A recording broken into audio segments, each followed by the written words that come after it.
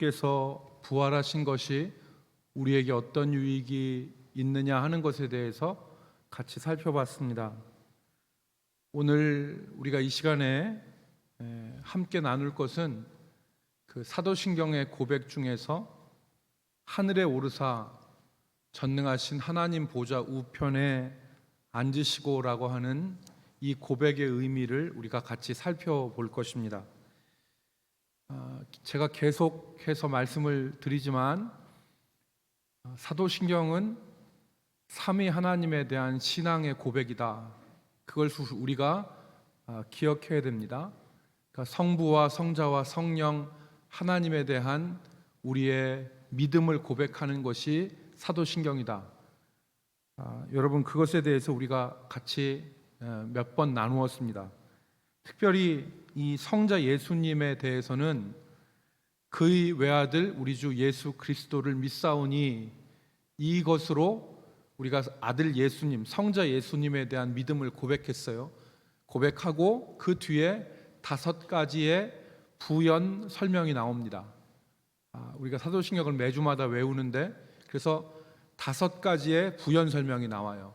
그 첫 번째가 성령으로 잉태하사 동정녀 마리아에게 나시고, 두 번째가 본디오 빌라도에게 고난을 받으사 십자가에 못 박혀 죽으시고, 세 번째가 장사된 지 사흘 만에 죽은 자 가운데서 다시 살아나시고, 네 번째가 하늘에 오르사 전능하신 하나님 우편에 앉아 계시다가, 5번째가 저리로서 산자와 죽은 자를 심판하러 오시리라. 이것이 성자 예수님에 대해서 우리가 믿는 바를 고백하는 거예요.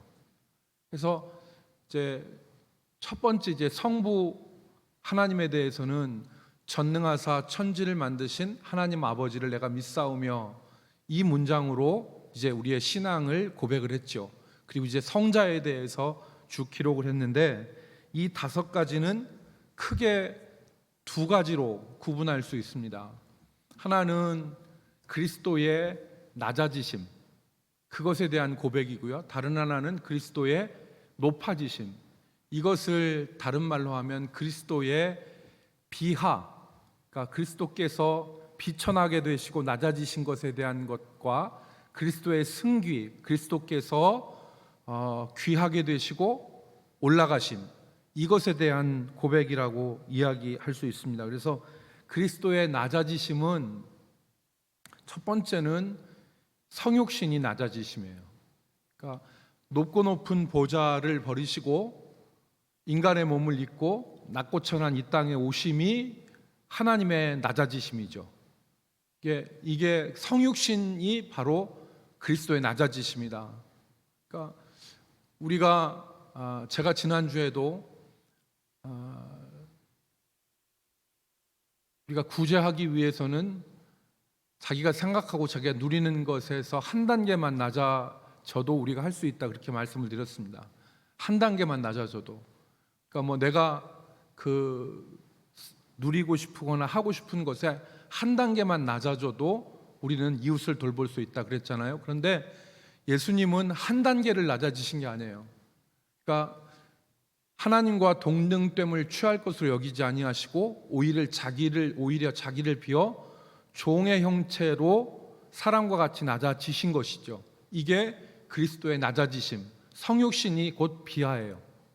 두 번째로는 우리를 위하여서 고난과 멸시와 수치를 당하신 것이죠. 자신이 죄가 있으셔서 그러신 게 아니에요.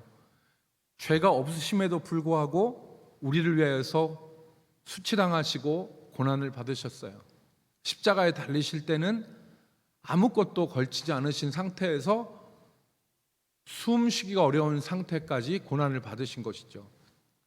세 번째로는 십자가에 못 박혀 죽으심이 낮아지심이고, 네 번째는 장사된 바 되시고, 5번째는 율법에 자기 자신을 복종하신, 그러니까 율법은 사람이 지키라고 하나님께서 주신 것인데 자신 하나님 되신 예수님께서 율법에 자기 자신을 복종시키셨어요. 그러니까 이게 얼마나 낮아지심이에요. 그러니까 이 그리스도의 낮아지심, 비하가 여기 5가지라면 이제 하나님께서 그를 지극히 높여서 모든 이름 위에 뛰어난 이름, 그래서 하늘에 있는 자와 땅에 있는 자와 땅 아래에 있는 모든 자들로 무릎 꿇고 예수 그리스도를 주라고 고백하게 만드신 이 승귀, 이것은 네 단계로 설명할 수 있죠. 주님께서 다시 살아나신 것, 그리고 하늘에 오르심, 오늘 우리가 얘기한 하늘에 오르심, 그리고 하나님 보좌의 우편에 앉으심, 그리고 산 자와 죽은 자를 심판하는 주가 되심, 이것이 그리스도의 승귀의 모습이다. 우리가 이렇게 얘기할 수 있습니다. 그래서 이런 전체적인 그림을 가지고 오늘 하늘에 오르심에 대해서 우리 같이 생각해 보겠습니다. 그래서 여러분들 페이지에 96페이지에 보시면 하늘에 오르셨고 라고 하는 그 고백의 의미를 묻고 있어요. 46문 같이 읽겠습니다. 하늘에 오르셨고, 시작. 하늘에 오르셨고 라는 말을 당신은 무엇을 고백하십니까? 자, 이제 하늘에 오르심이 어떤 의미냐 답을 보겠습니다. 같이 읽겠습니다. 그리스도는, 시작. 그리스도는 제자들이 보는 가운데 땅에서 하늘로 오르셨고 우리의 유익을 위하여 거기 계시며 장차 살아있는 자들과 죽은 자들을 심판하러 다시 오실 것입니다. 이제 세 부분으로 나눌 수 있겠죠. 그런데 예수님이 하늘에 오르신 것을 마가복음 오늘 우리가 읽은 16장 19절은 아주 간결하고 분명하게 기록을 하고 있습니다. 그래서 16장 19절 같이 읽읍시다. 마가복음 16장 19절, 주 예수께서, 시작. 주 예수께서 말씀을 마치신 후에 하늘로 올려지사 하나님 우편에 앉으시니라. 아멘. 예수님은 부활하신 다음에 40일 동안 이 땅에 계셨어요. 성경에 보면 예수님이 40일 동안 이 땅에 계시면서 그의 제자들을 가르치시고 그의 제자들에게 확신을 주셨어요. 그랬더니 이 40일의 기간이 제자들을 변화시킨 것이죠. 그래서 주님을 부인하고 모른다고 했고 다 도망갔던 제자들이 주님과 40일을 지내면서 부활의 증인이 됐죠. 순교자가 된 거예요. 다들 주님을 위해서 순교하는 변화가 일어났던 것이요. 이 40일이 지나고 예수님이 하늘로 올라가셨어요. 그래서 여러분 사도행전 1장 9절로 10절 말씀에 보면 예수님의 승천에 대해서 기록하고 있죠. 사도행전 9장 1장 9절로 10절 같이 읽겠습니다. 이 말씀을, 시작. 이 말씀을 마치시고 그들이 보는데 올려져 가시니 구름이 그를 가리어 보이지 않게 하더라. 올라가실 때에 제자들이 자세히 하늘을 쳐다보고 있는데 흰옷 입은 두 사람이 그들 곁에 서서 이르되 갈릴리 사람들아 어찌하여 서서 하늘을 쳐다보느냐. 너희 가운데에서 하늘로 올려지신 이 예수는 하늘로 가심을 본 그대로 오시리라 하였느니라. 아멘. 예루살렘에 가면요, 예루살렘 성 옆에 감람산이라는 곳이 있어요. 그런데 그 감람산 정상에 보면 예수님이 승천하신 그 지점이 있습니다. 그러니까 이때 고린도 전서 15장에 보면, 고린도 전서인가 후서인가 정확하지 않게, 하여튼 고린도 전서 15장에 보면 주님이 부활하신 이후에 500여 명에게 일제히 보이셨다는 말씀이 나오죠. 그러니까 예수님은 500여 명, 예수님의 부활을 본 것이 500여 명이 예수님의 부활을 받고, 그리고 그 사람들이 다 증인이에요. 그러니까 예수님이 부활하신 예수님은 많은 사람들이 봤어요. 그런데 예수님이 승천하셨을 때도 그냥 어디서 갑자기 사라진 게 아니라 많은 제자들이 보는 가운데 예수님이 하늘로 올리신 거예요. 그래서 그들이 예수님의 승천을 봤는데 지금 그 예수님이 승천한 자리에 교회가 세워졌어요. 그러니까 그 성지순례를 지난번에 가셨던 분들은 거기를 가셨잖아요. 그래서 예수님이 승천하신 곳이라고 하는 그 지점이 있어요. 거기서 수많은 사람들이 예수님의 승천을 바라본 거예요. 그래서 후대의 사람들이 거기다가 교회를, 그 자리를 중심으로 해서 교회를 세웠어요. 그것이 예수님의 승천교회예요. 승천교회가 지금 예루살렘에 있죠. 감람산 정상에. 그래서 그 승천하는 지점에 교회를 세웠어요. 그래서 이들이 예수님이 올라가실 때 보고 그때 천사들이 나타나서 예수님은 너희가 본 그대로 다시 오시리라라고 얘기한 거죠. 그러니까 지금도 우리 역사에도 그렇잖아요. 역사에도 뭐 근산에 가면은 개삼터라고 하는 곳이 있잖아요. 그런데 이 개삼터가 어떤 곳이냐면 인삼 농사를 시작한 장소라는 거예요. 그런데 지금 사람들이 그 개삼터를 지금 확인 안 했어도 사람들이 내려오는 거예요. 여기서 인삼 농사를 시작했다고 해서 사람들이 지금 이곳에서 인삼 농사를 시작했구나 라고 하는 것을 아는 것처럼 예수님의 승천 장소도 사람들이 여기서 예수님이 승천했다는 얘기가 구전에서 오기 때문에 그곳에다가 사람들이 교회를 세운 것이죠. 기념해서. 그래서 예수님의 승천은 역사적 사실이라는 것을 우리는 성경을 통해서 알 수 있어요. 또 증언을 통해서 알 수 있어요. 그러니까 주님이 승천하신 것은 그냥 어느 그 암실이나 후미진 곳에서 혼자 승천하신 것이 아니라 수많은 사람들이 보는 가운데 하늘로 올려주신 것이죠. 그래서 주님이 그리스도는 제자들이 보는 가운데서 땅에서 하늘로 올리셨고, 그 다음 답을 한번 다시 띄워주세요. 여러분 다시 보시면 우리의 유익을 위해서 거기 계신다 그랬습니다. 우리의 유익을 위해서 거기 계신다. 어떤 유익일까요? 어떤 유익 때문에 하늘에 계실까요? 이것은 성경에서 분명히 나오죠. 우리를 위해서 간구하시는 거예요. 기도하시는 거예요. 그러니까 하나님 보좌 우편에서 우리를 위해서 지금도 기도하고 계시는 것이죠. 그래서 로마서 8장 34절 말씀을 같이 보겠습니다. 누가 같이 읽겠습니다. 시작.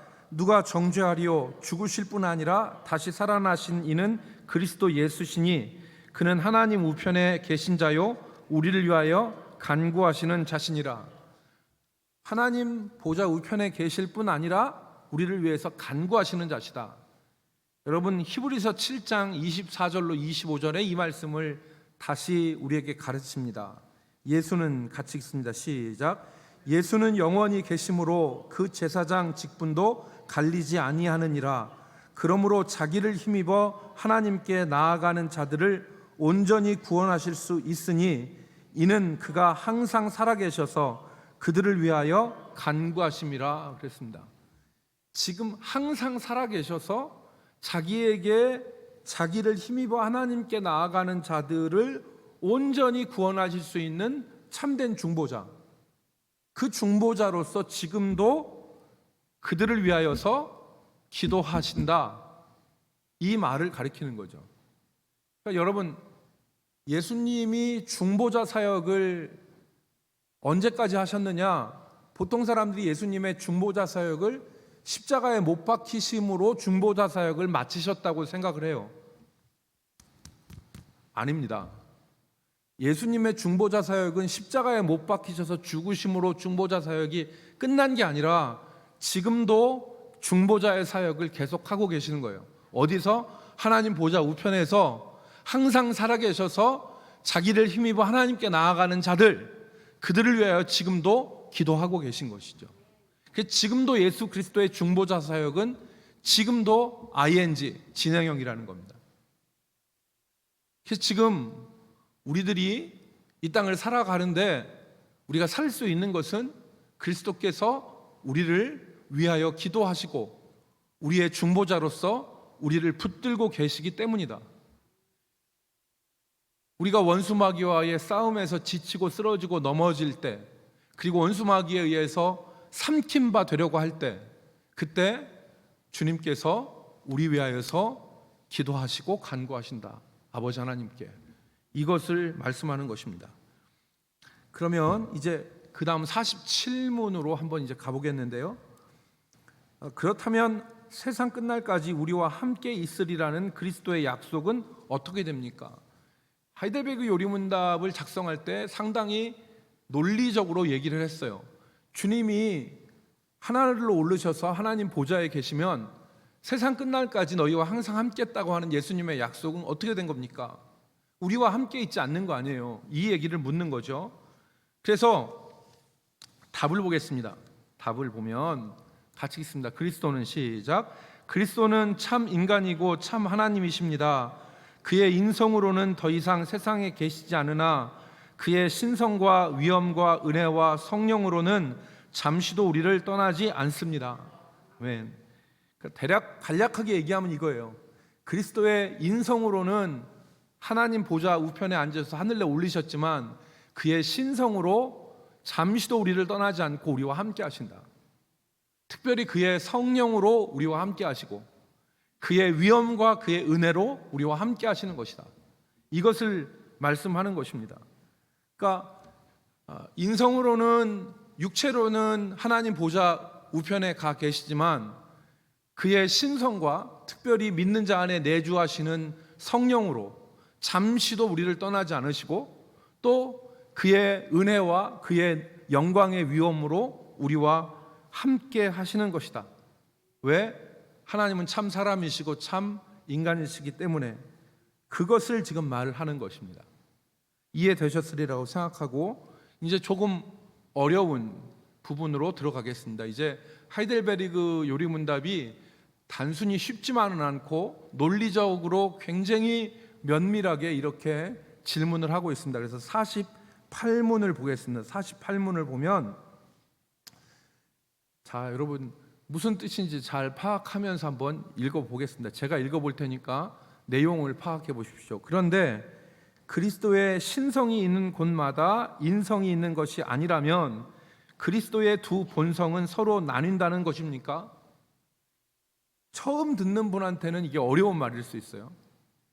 그러니까 여러분 지난 여러분 교재를 좀 앞으로 넘기시면 35문에서 뭐를 우리가 배웠냐면 성령으로 잉태하사 동정녀 마리아에게 나시고 이 부분을 공부할 때 뭐라고 했냐면 성령으로 잉태하사는 예수님의 신성을 의미하는 것이고 동정녀 마리아에게서 나신 것은 예수님이 마리아의 살과 피를 받은 예수님의 인성을 의미하는 것이다. 그래서 예수님은 참 하나님이 동시에 참 사람이다 라고 하는 것을 우리가 지난번에 나누었습니다. 그래서 예수님이 참 사람과 참 하나님이신데 여기서 오해가 생겼다고 그랬죠. 무슨 오해가 생겼습니까? 예수님은 참 사람이시고 참 하나님이세요, 동시에. 그래서 참 사람이고 참 하나님이신 것은 예수님의 한 인격 안에 두 본성이라고 그랬어요. 어려운 말이지만 여러분들이 이해하시라고 그랬습니다. 그러니까 예수님의 한 인성 안에 신성도 있고 인성도 있는데 이것이 위격적 연합을 통해서 예수님 안에서는 같이 있다. 그래서 여기에 대해서 잘못 이해하고 나타난 것들이 이단이죠. 어떤 이단이 있습니까? 예수님의 신성만 인정하고 예수님의 인성을 인정하지 않는 이단. 반대로 예수님의 인성만 인정하고 예수님의 신성을 인정하지 않는 이단. 이 이단들이 초대교회 우후죽순처럼 일어났어요. 그래서 451년에 한 회의가 있었죠. 이 회의가 무슨 회의인가 여러분 기억하세요? 451년에 칼케돈 회의라고 하는 곳에서 예수님의 한 인격 안에 신성과 인성의 이 두 본성이 혼합되거나, 여기 나오죠? 혼합되거나 변화되거나 분열되거나 분리함 없이 한 인격의 두 본성이 존재한다. 무슨 말이냐면 저거 중요한 말이에요. 왜냐하면 예수님의 두 본성이 분리된 거예요. 세퍼레이션이라고 그랬잖아요. 두 분리된 거예요. 예수님의 신성과 인성이 분리돼서 예수님은 신성만 있는 거야, 예수님은 인성만 있는 거야, 이렇게 이단들이 존재했어요. 예수님의 신성만 강조하면 뭐예요? 가연설이 되는 거죠. 예수님은 신인데 인간의 모습으로 나타난 게 아니야. 예수님이 사람이 되신 것은 그냥 가연선, 도케티즘. 그러니까 예수님이 겉모습만 신이 사람으로 나타난 거야. 이렇게 된 거잖아요. 그런데 예수님의 인성만 강조하고 신성을 부인하면 어떻게 되는 거예요? 예수님은 사람이셨지 하나님이 아니야. 사람으로 활동하다가 성령 받아가지고 어느 순간에 하나님처럼 신격화된 거지. 이런 사상들이 지금도 있어요. 지금도. 그래서 이런 이단들이 마구 나왔을 때 우리가 잘 아는 그 종교 회의들을 통해서 이런 이단들을 정리를 했어요. 그것 가운데 하나가 451년에 칼케돈이라고 하는 곳에서 개최되었던 이 회의인데, 여기서 자막을 떼어주세요. 예수님의 두 인성이 혼합, 컨퓨전이라고 하는 건데, 이게 뭐냐면 신성과 인성이 짬뽕이 되는 거예요. 그래서 흰색과 검은색을 섞으면 회색이 되듯이 예수님의 인성과 신성이 신성도 아니고 인성도 아니고 짬뽕되는 신인성이 되는 거예요. 이런 신인성이 혼합되는 것이 있을 수 없다. 두 번째는 혼합, 변화는 뭐냐면 예수님의 신성과 인성이 그대로 있는 거 아니라 바뀌는 거예요. 디비전이라고 하는 것은, 분열이라는 것은 예수님의 신성과 인성이 세포 분열하듯이 여러 개로 쪼개진다 이 말이에요. 마지막 예수님의 신성과 인성이 분리될 수 없다. 신성과 인성이 한 인격 안에 분리함 없이 존재하신다. 이거를 정리한 것이 교리사에서 저 유명한 칼케돈 회의인데, 이거를 알고 있는 사람이 지금 48문을 질문을 던질 수가 있는 거죠. 48문 질문을 다시 한번 보세요. 그런데 그리스도의 신성이 있는 것마다 인성이 있는 것이 아니라면, 신성과 인성이 똑같이 있는 게 아니라면 그리스도의 두 본성은 서로 나뉜 것이 아닙니까? 451년에는 세퍼레이션이 없이, 분리가 없이 한 본성의 한 인격의 두 본성이 있다고 가르치지 않았습니까? 그런데 신성과 인성이 같이 없으면 분리된 거 아닙니까? 이거를 묻는 거예요. 신학적 사고인데 질문을 이해하셨으리라고 생각을 하겠습니다. 그러면 답을 보겠습니다. 답을 보면 같이 읽지 말고 눈으로 따라오시면서 의미를 생각해 보세요. 결코 그렇지 않습니다. 신성은 아무 곳에도 갇히지 않고 어디나 계십니다. 신성은 어디나, 이걸 편재라고 그래요. 편재. 신성은 어디나 계십니다. 그러므로 신성은 그가 취하신 인성을 초월함이 분명하며, 인성을 제가 넘어섬이라고 그랬죠. 여러분 교재에 있는 그 교재에 보면, 영문에 보면은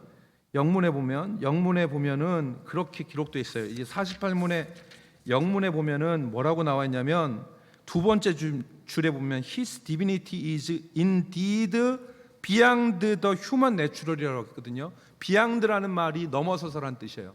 이게 초월함으로 얘기했지만 그의 신성이 그의 인성을 넘어선다는 거죠. 그러니까 그의 인성 안에만 갇혀 있는 것이 아니라 그의 신성은 그의 인성을 넘어서서 어디나 계실 수 있다. 그럼에도 불구하고 동시에 인성 안에 계시다. 그러므로 예수님이 하나님 보좌 우편에서 육체로 계신 것은 육체만 계신 게 아니라 그의 신성과 같이 계신 것이고, 이 땅에서는 그의 신성이 편만하게 성령과 위엄과 그리고 은혜로 그렇게 이 땅에 계신 것입니다. 그러므로 결코 신성과 인성이 분리된 것이 아니다 라고 하는 가르침입니다. 어려우시겠지만 한번 들어 놓는 것이 좋습니다. 다 이것을 정확하게 이해하는 신학자도 많지 않습니다. 그렇기 때문에 여러분들이 잘 이해가 안 되고, 여러분들이 만약에 그렇구나 정도 했으면 여러분은 탁월하신 분입니다.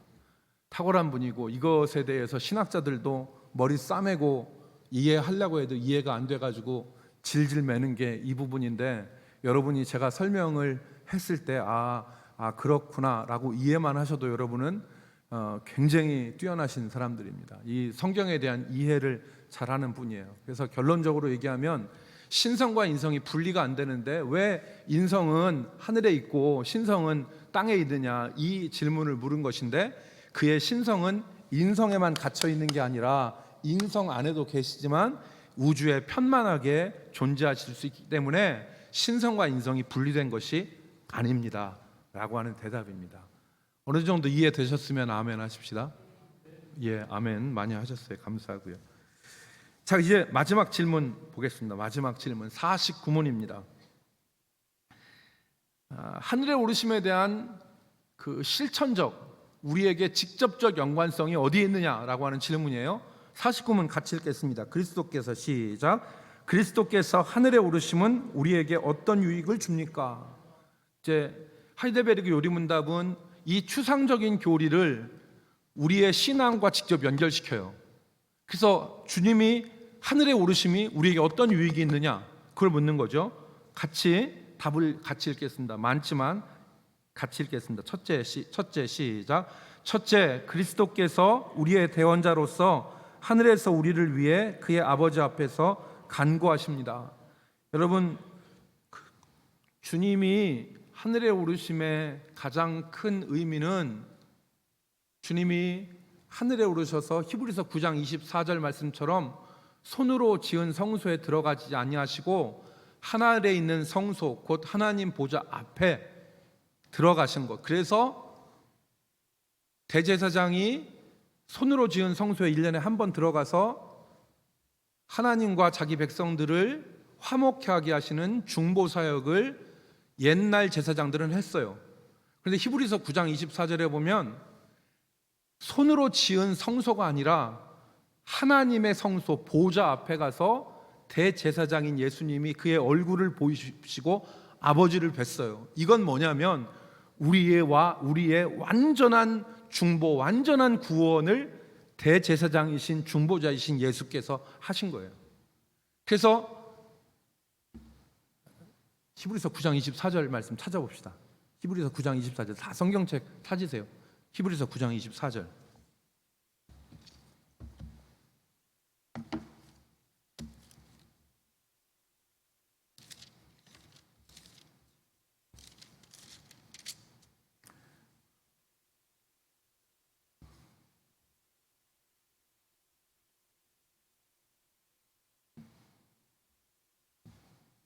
같이 읽겠습니다. 그리스도께서는, 시작. 그리스도께서는 참 것의 그림자인 손으로 만든 성소에 들어가지 아니하시고 바로 그 하늘에 들어가사 이제 우리를 위하여 하나님 앞에 나타나시고. 아멘. 이게 뭐냐면 옛날에 대제사장들이 지성소에 1년에 한 차례 짐승의 피를 가지고 들어갔어요. 그래서 들어간 이유는 뭐냐면 자기 백성들을 하나님과 중보시키려고. 그러니까 백성들을 위해서 대제사장이 1년에 한 차례 손으로 지은 성소에 들어갔는데, 예수님이 하늘에 오르셨다는 얘기는 손으로 지은 모형 성소에 들어간 게 아니라 하늘 성소, 참 하나님이 계신 하늘 성소에 대제사장인 예수님이 자기의 피로써 들어가신 거예요. 그래서 우리와 하나님에 대한 영원한 화목, 영원한 중보를 예수 그리스도께서 이루신 것이죠. 이게 지금 하늘로 오르신 것의 가장 큰 의미라고 말할 수 있어요. 두 번째로는 우리를 위해서 하나님 보좌 앞에서 영원한 중보를 하실 뿐만 아니라 그가 보좌 우편에서 우리를 위하여서 기도하시는 거예요. 아까 말씀처럼 자기를 힘입어 하나님께 나아가는 자들을 위하여서 항상 살아계셔서 그들을 위해서 간구하시는 거예요. 중보하시는 거예요. 그래서 여러분, 지금도 예수님이 참되고 유일한 중보자의 사역을 지금 보좌 우편에서 하신다. 그래서 우리가 아는 것처럼 찬양 있잖아요. 당신이 지쳐서 기도할 수 없고 눈물이 빗물처럼 흘러내릴 때 누군가 널 위해서 기도하네. 내가 홀로 외로워서 마음이 무너질 때 누군가 널 위해 기도하네. 이 누군가가 여러분 누군가로 생각했습니까? 누구로 생각했습니까? 이 누구를 누구로 생각했습니까? 당신이 지쳐서 기도할 수 없고 눈물이 빗물처럼 흘러내릴 때, 내가 홀로 외로워서 눈물 짓고 쓰러질 때 누군가 널 위해서 기도하네. 그 누군가가 누구예요? 누군가가 목사님입니까? 누군가가 아니면 여러분의 가족이에요? 그럴 수 있죠. 목사님이 기도할 수 있고 여러분의 가족이 여러분을 위해서 기도할 수 있고 여러분이 사랑하는 사람이 여러분을 위해서 기도할 수 있는데, 여기에 누군가는 가장 근본적인 누군가는 예수님이에요. 예수님이 지금도 널 위해서 기도하는 거예요. 우리가 영적 싸움에서 지쳐서 쓰러지고 넘어질 때, 원수마귀하고 싸우다가 삼킨 바 될 때 우리를 위해서 기도하시는 분이 바로 예수님입니다. 그 예수님이 우리를 놓지 않는 거예요. 세상 사람이 다 나를 떠나고 포기하고 다 나에게 등 돌려도 나를 끝까지 버리지 아니하시고 나를 위해서 기도하고 나를 위해서 간구하시는 분이 계신데, 바로 그분이 보좌 우편에 앉아 계신 예수 그리스도예요. 이거 악보 뜰 수 있습니까? 악보 뜰 수 김현정 선생님, 우리 찬송 같이 한번 조용한 음성으로 한번 같이 가사 생각하면서 했으면 좋겠습니다.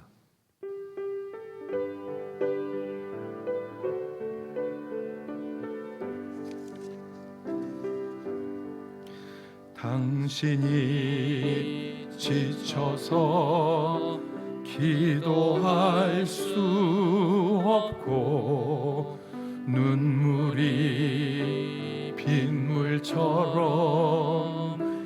흘러내릴 때 주님은 나신의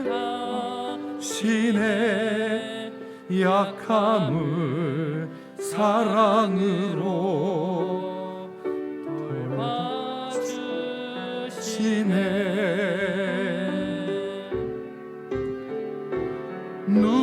누군가 널 위하여 누군가 기도하네. 내가 홀로 외로워서 마음이 무너질 때 누군가 널 위해 기도하네.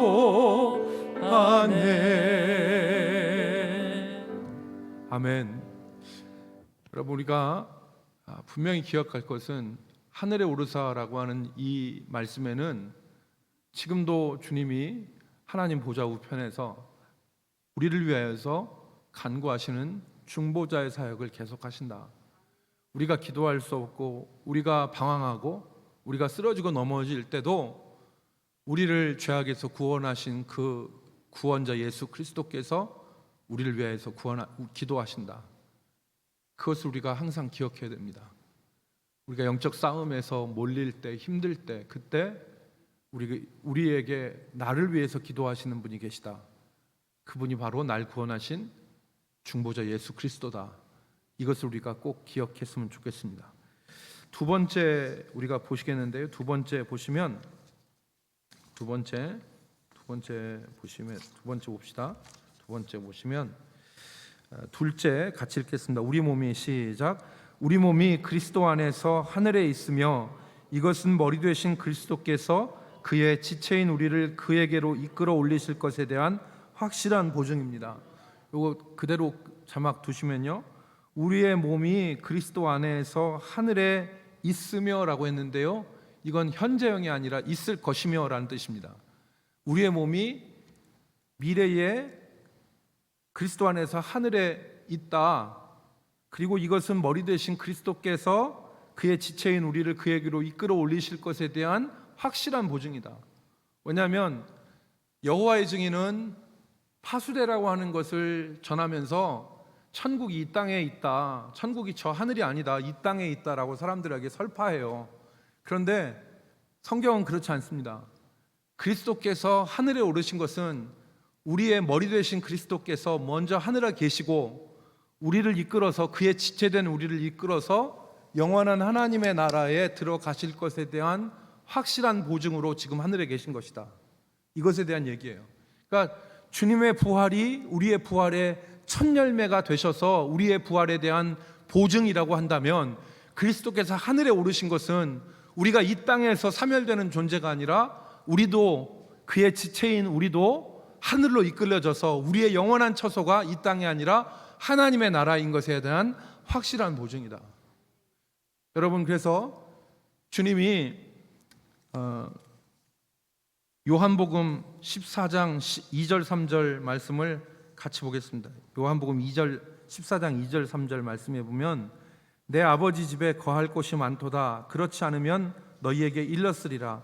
내가 너희를 위하여 거처를 예비하러 가노니 가서 너희를 위하여 거처를 예비하면 내가 다시 와서 너희를 내게로 영접하여 나 있는 곳에 너희도 있게 하리라. 주님이 영원한 하늘나라에 우리의 거처를 예비하러 가셨다고 그랬어요. 그리고 17장 24절 요한복음 17장 24절 보면 아버지여 내게 주신 자도 나 있는 곳에 나와 함께 있어 아버지께서 창세전부터 나를 사랑하심으로 내게 주신 나의 영광을 그들로 보게 하시기를 원하옵나이다. 내게 주신 자도 나 있는 곳에 있게 하여 그랬어요. 그러니까 주님이 하나님 보좌의 우편에 앉아 계신다는 것은 우리로 하늘로 이끄실 것에 대한 확실한 보증이다. 마지막 세 번째 이제 보겠습니다. 셋째, 그리스도는 그 보증으로 그의 성령을 우리에게 보내시며 우리는 성령의 능력으로 말미암아 그리스도께서 하나님 우편에 앉아 계신 위의 것을 구하고 땅의 것을 구하지 않습니다. 주님이 하늘에 계신 것을 통하여서 우리는 땅의 것을 구하지 않고 위의 것을 구한다. 골로새서 3장 1절로 2절 말씀. 자, 골로새서 3장 1절로 2절 말씀 같이 우리가 읽겠습니다. 그러므로 시작. 위의 것을 찾으라. 거기는 그리스도께서 하나님 우편에 앉아 계시느니라. 위의 것을 생각하고 땅의 것을 생각하지 말라. 아멘. 그래서 우리가 주님이 하늘에 계심으로 우리가 위의 것을 찾고 땅의 것을 생각하지 않는 우리가 신자로서 살아갈 수 있는 것입니다.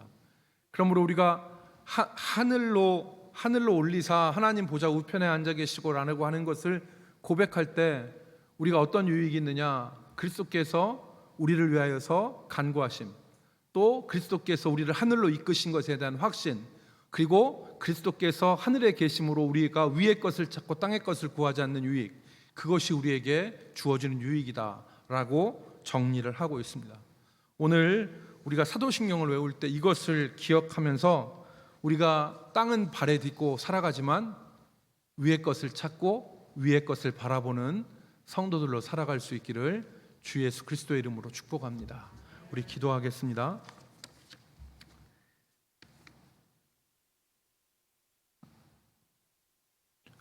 주님, 우리를 구원하셔서 하나님의 백성 삼아주시고 불확실하고 불분명한 시대와 썩어지는 시대 가운데 우리가 믿음으로 살 수 있는 귀한 은혜를 허락하여 주심을 감사합니다. 이 세상에서 때로는 치이고 때로는 넘어지고 때로는 상처나는 그런 많은 일들이 있지만 지금도 보좌 우편에서 우리를 위하여서 주님이, 우리 예수님이 간구하고 계심을, 우리를 위하여서 기도하심을 우리가 바라보게 하시고 우리가 이 땅에서 주님을 바라보면서 살아갈 수 있는 귀한 은혜의 사람들이 되게 하여 주옵소서. 예수 그리스도의 이름으로 기도 올리옵나이다. 아멘.